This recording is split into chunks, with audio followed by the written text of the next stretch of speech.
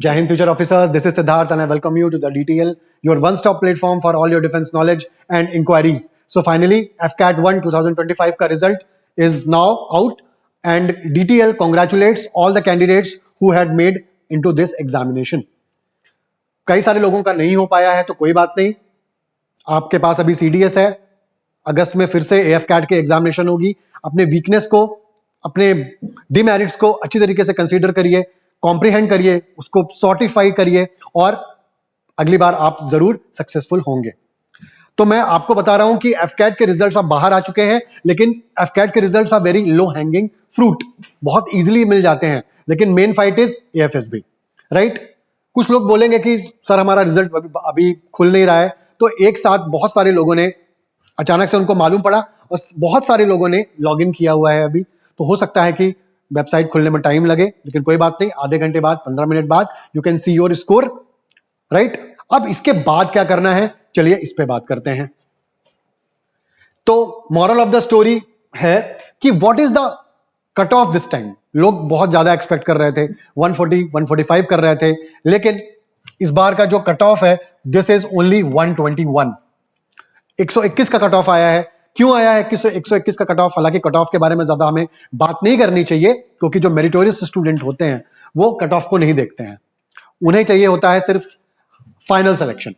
Okay, तो 121 आने का ये रीजन है कि इस बार फीस बढ़ा दी गई, कम लोग अपीयर हुए, थोड़ा एग्जाम भी टफ था, राइट. और कई सारी पैरेलल एग्जामिनेशंस भी हो रही थी FCAT के साथ साथ, इसलिए लोगों ने कम इस बार गए.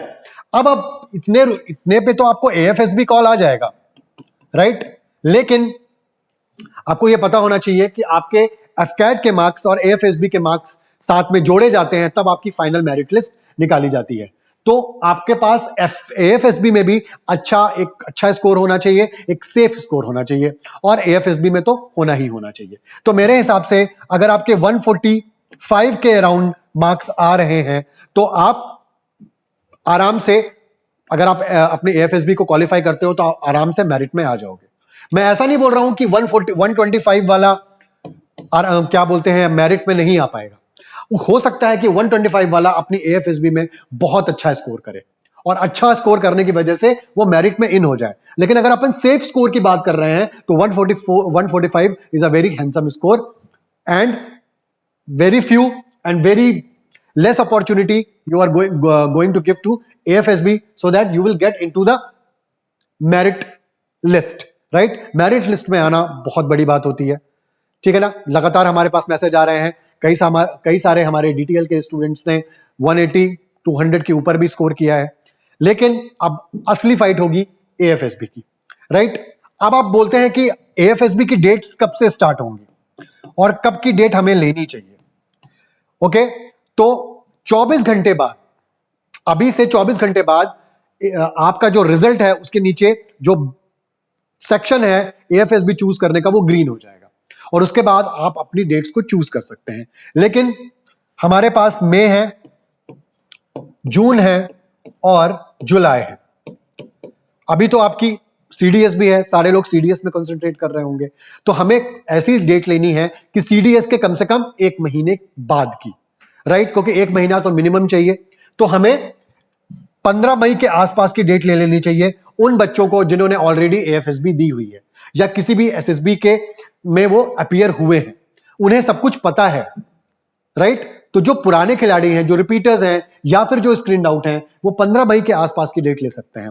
लेकिन जो एकदम नए हैं, जो पहली बार AFSB में जाएंगे, SSB में अपीयर होंगे, वहां के एक्सपीरियंसेस को गेन करेंगे, उनको जून लास्ट और जुलाई फर्स्ट वीक का भी लेना पड़ेगा, क्योंकि जुलाई के बाद अगस्त में आपके CAPF के भी एग्जाम्स आ जाएंगे. उसके बाद अगस्त में वापस से FCAT आ जाएगी. तो फेवरेबल मेरे हिसाब से रहेगा कि जून के लास्ट की डेट को अपन को चूज करना चाहिए, और हमें AFSB सेंटर भी हमें वो चूज करना है जो हमारे घर के पास में हो. घूमने के हिसाब से आप मत चूज कर लीजिएगा, ठीक है, कि आपको मिल रहा है गांधीनगर, आप चले गए देहरादून, राइट. तो ऐसा चूज करिए. हो सकता है कि आपको मेल भी आएगा, आपके जो भी आपने ईमेल आईडी प्रोवाइड करवाई होगी.